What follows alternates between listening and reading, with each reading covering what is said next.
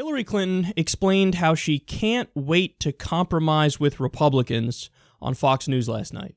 How do you anticipate getting anything done in Washington when compromise is a bad word?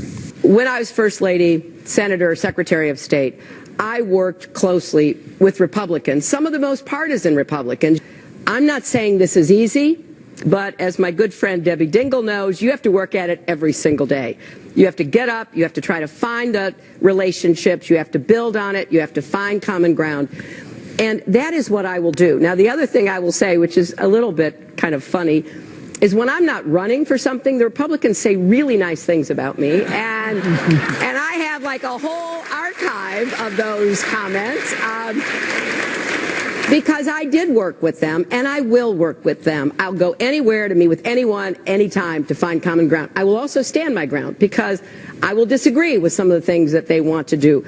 Compromise is not a dirty word. It is the way democracy has to work, and that's what I will do. Compromise is a dirty word with this Republican Party. Let me explain something to you. The facts dictate they ain't interested in compromise unless by compromise you mean I will concede to all of your demands and I get absolutely nothing. We're talking about a political party that literally broke the filibuster record under President Obama. And understand that President Obama is a corporatist, pro-establishment, center-right Democrat, and they still broke the filibuster record under him as if he's some sort of flaming progressive or liberal. He's not. They also tried to repeal Obamacare over 55 times between repeals and defunds and every kind of trick you can imagine to destroy it.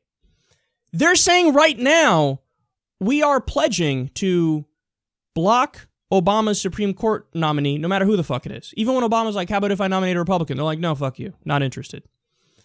So the longest amount of time that a Supreme Court nominee has ever been blocked is a little over 100 days, about 125 days or so. They're saying, yeah, we're gonna block it for over 300 days, and we're gonna make it so that the next president gets to choose.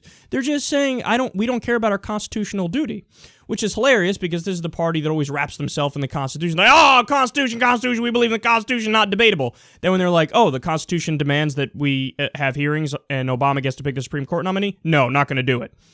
So they're simply not interested in compromise unless by compromise you mean I will give you absolutely everything.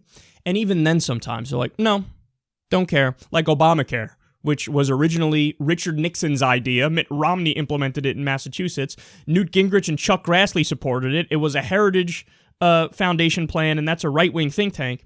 He's like, okay, we'll do your idea, individual mandate, a right-wing healthcare plan. They're like, no. So even sometimes when you give them everything they want, they're like, no.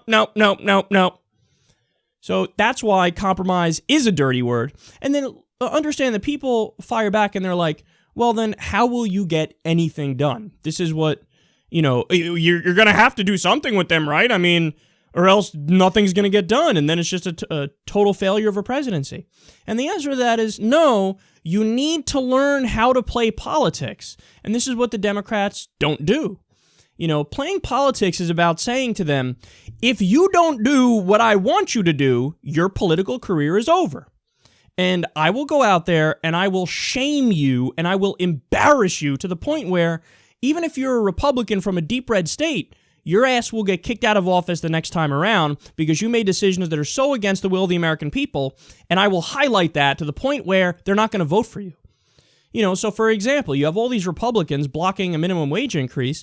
Well, that's something that even a majority of Republicans are in favor of. Over 80% of the country is in favor of it.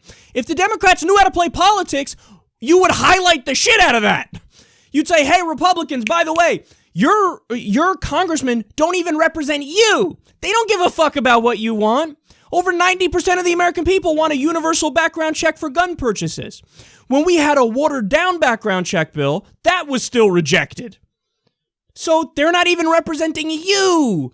If you're a Republican voter, you think these assholes care about you? They don't approve it to you. Here's what you believe, here's what they did. Here's what you believe, here's what they did. You hammer them over and over and over. And then guess what? Either they're going to buckle and do what you want them to do, or their political career's over, they lose in the next election cycle, you get more Democrats in power, and then you get what you want anyway. So this is how you play politics. The Democrats have all but given up on on playing politics. The Republicans know how to do it. The Democrats just... Think about it. Like I just said, the Republicans tried to repeal Obamacare over 55 times. Now, the Democrats, they wanted to do gun reform. How many times did they bring up gun reform? Once. Once, it was blocked by Mitch McConnell, and then they went home crying with their tail between their legs. We couldn't get it, even though 90% of the people are with us. So, hey, bitch, buck up. What's your problem? They just handed you a gift for the election cycle. Go to the press, send everybody out there, say, Mitch McConnell disagrees with 90% of the American people. Call Mitch McConnell's office and ask why he's a fascist. Here's his number. Do that on all the shows. Watch what happens. Watch what happens. This is how you get what you want in politics. They have no clue how to play politics. But that actually leads to the final point on this, which is probably the most important point. Because in the case of Hillary Clinton, maybe she already knows this. Maybe she knows this and she just kind of agrees with the Republicans. Which is why she said there, well, hey, when I was Secretary of State, I worked with the Republicans. Even the most partisan Republicans, she said. So as Secretary of State, you worked with even the most partisan Republicans. What that tells me is there's quite a bit of agreement between you and the most partisan Republicans on foreign policy. And guess what? Your record shows that. So, you voted for the Iraq War. Partisan Republicans are going to love that one. Now she says, well, I'm against it and I learned my lesson and I shouldn't have done that. Well, then why are you trying to make the exact same mistake in Syria? You wanted the regime change in Iraq. What came after the regime change was worse. And now in Syria, you're like, oh, we got to get rid of Assad. Whoops, I guess it's going to be worse again. And we're going to have fucking Jihadistan over there if we topple him. But again, you're in favor of it.